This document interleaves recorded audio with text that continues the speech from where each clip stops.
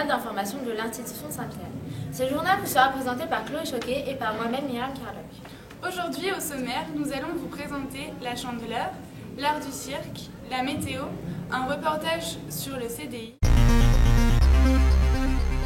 À présent, nous allons vous parler de la Chandeleur.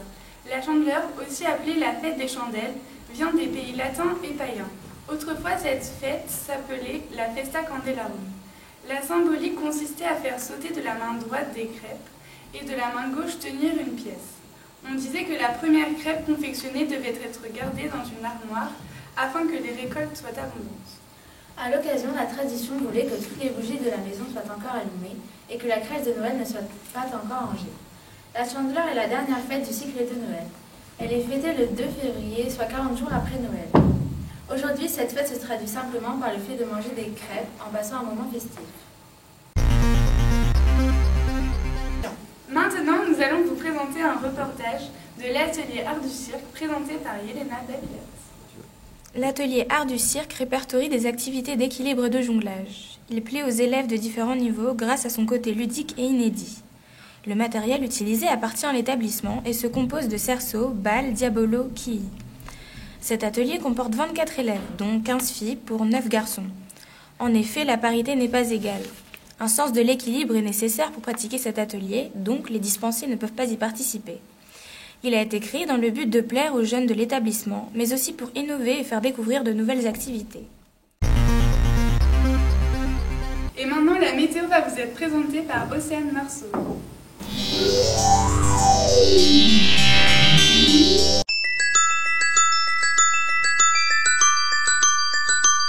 Dans le gymnase, le temps est relativement nuageux. Un bon coup de balai et tout devrait se dissiper.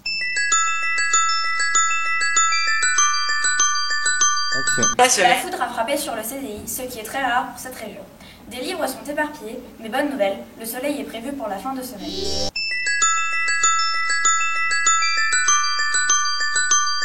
Cette semaine, la salle des professeurs est assez ensoleillée. Tout est correctement rangé et nettoyé, mais les tables ne sont pas très bien ordonnées. Des livres et des cartables de profs traînent. Attention aux nuages.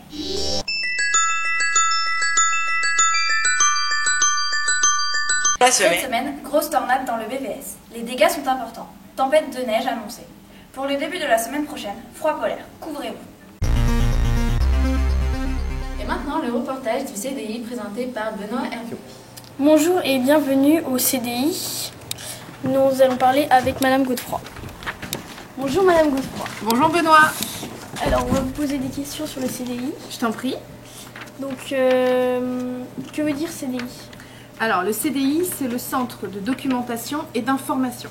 C'est un peu la bibliothèque de l'établissement. Très bien. Combien y a-t-il de livres au CDI? Alors je ne suis pas capable de répondre de façon exacte à la question, mais je peux te dire qu'il y a en tout plus de 25 000 livres entre tout ce qui est périodique, les documentaires, les BD, les mangas, les livres aussi archivés. Ça veut dire ceux qui ne sont plus forcément en rayon, mais qui ont été au CDI. Donc ça fait un très gros volume. Tous ne sont pas consultables, évidemment.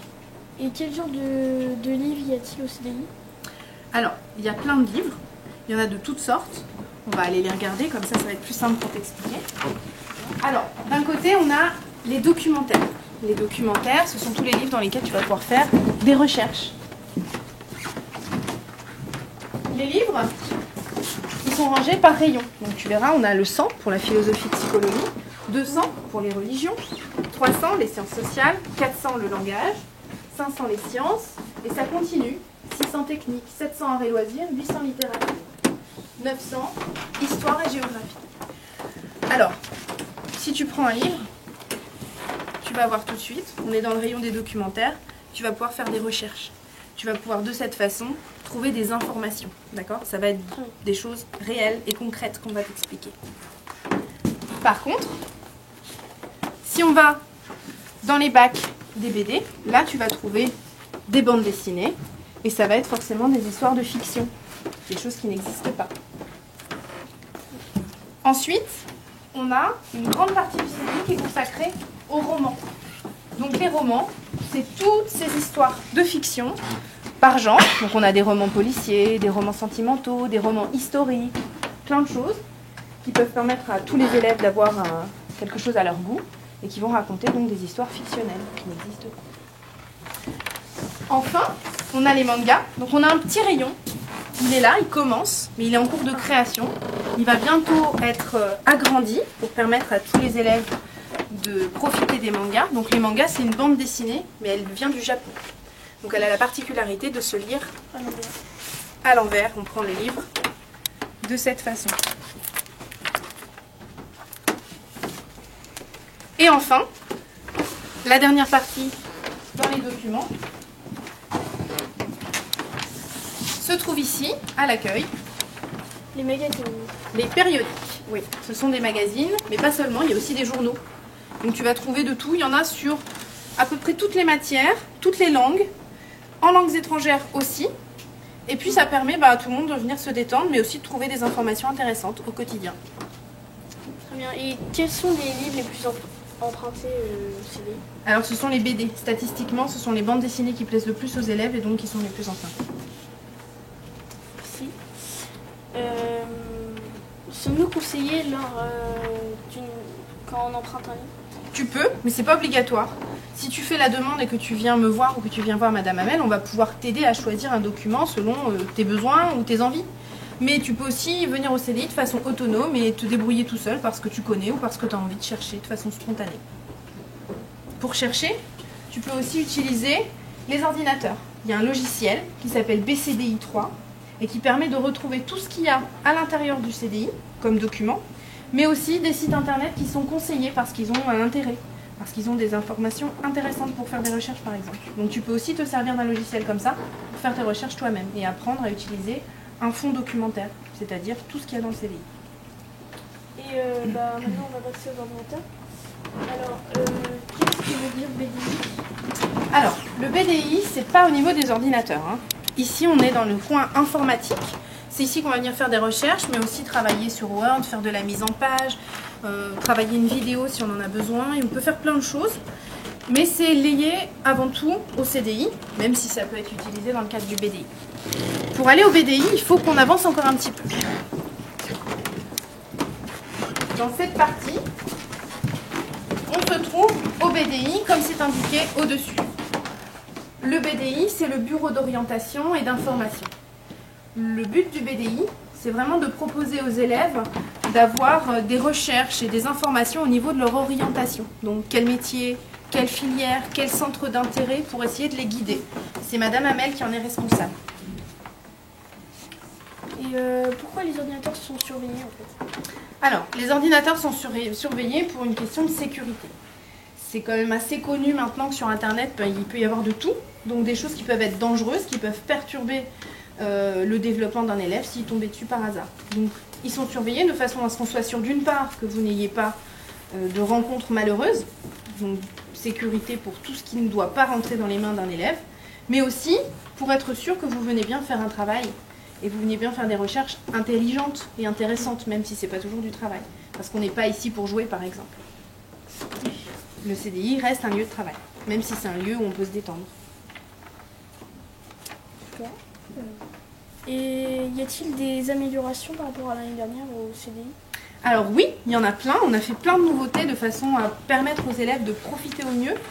D'abord, on est en lien direct avec la permanence. Alors là, la permanence est vide, donc on ne peut pas le voir, mais sinon, le reste du temps, il y a la porte ouverte qui est communicante. Et les élèves, dès qu'ils ont fait l'appel, peuvent venir librement s'installer au CDI et revenir en permanence s'ils ont terminé. Donc ça permet plus de fluidité et à plus d'élèves de profiter du CDI, d'un côté. De l'autre, le BDI a été vraiment repris en main, remis au goût du jour et exploité par Madame Hamel de façon à ce que tout le monde puisse en profiter pleinement. Avec de nombreux horaires qui sont disponibles pour venir, sous la vigilance de Madame Hamel, s'informer. Combien de temps y a-t-il d'heures d'ouverture dans le CDI? Alors le CDI en total, il est pratiquement ouvert tout le temps. Il doit y avoir 6 à 8 heures de fermeture hebdomadaire. C'est-à-dire qu'il est ouvert, pourquoi? Parce qu'il est ouvert quand je suis présente, mais il est ouvert aussi quand Madame Hamel est présente. Mais maintenant, il est ouvert même si nous ne sommes pas là, puisqu'il peut être pris en charge par un personnel de la vie scolaire. Donc ça peut être un surveillant, mais ça peut être aussi Monsieur Combo. S'il y a des besoins, hop, vous pouvez venir quand même avec eux. D'où viennent les livres du CDI? Alors, les livres du CDI, il y a 2 sources principales. La première, c'est les achats. Chaque année, le CDI il a un budget.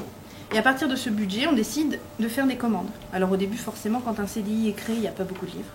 Mais chaque année, on enrichit, et le fonds devient plus important. Donc ça, c'est la première source, les achats que fait l'école. Et puis, la deuxième source, ça s'appelle la BDP. C'est la bibliothèque de prêt départementale. Chaque année, on emprunte une quantité importante de livres, cette année plus de 500, que l'on va chercher, on va là-bas, on visite, on choisit nos livres, et la BDP vient nous les apporter. Au bout d'un an, la BDP les récupère, et on renouvelle un emprunt avec de nouveaux livres, ce qui permet au CDI d'avoir toujours des livres récents et différents, sans pouvoir tout acheter pour autant. Et comment on distingue les BDP et les livres achetés? Alors, les livres de la BDP ont la particularité d'avoir un code barre devant. Donc, si tu vois une étiquette avec un code barre, comme dans un magasin, tu peux savoir qu'il vient de la BDP. Et ben, je crois que nous avons terminé avec Madame Godefroy.